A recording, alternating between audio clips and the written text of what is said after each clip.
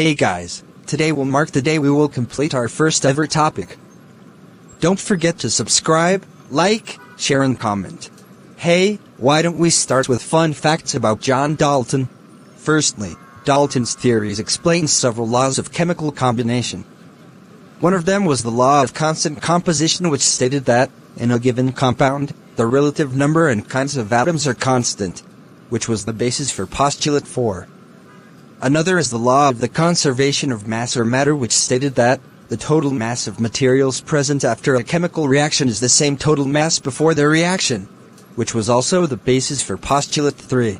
Dalton proposed that atoms always retain their identities, and that atoms taking part in a chemical reaction rearrange to give new chemical combinations.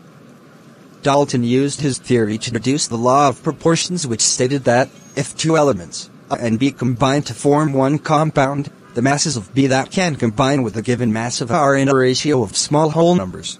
It can be illustrated by using both hydrogen peroxide and water. In forming water, 8.0 grams of oxygen is combined with 1.0 grams of hydrogen. In forming hydrogen peroxide, 16.0 gram of oxygen is combined with 1.0 grams of hydrogen.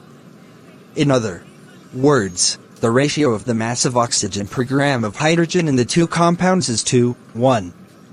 Using the atomic theory, we can conclude that hydrogen peroxide contains twice as much as atoms of oxygen per hydrogen as does water. Another fun fact about Dalton is that he was an English school teacher. Goodbye. Again, don't forget to subscribe or follow, like, comment and share.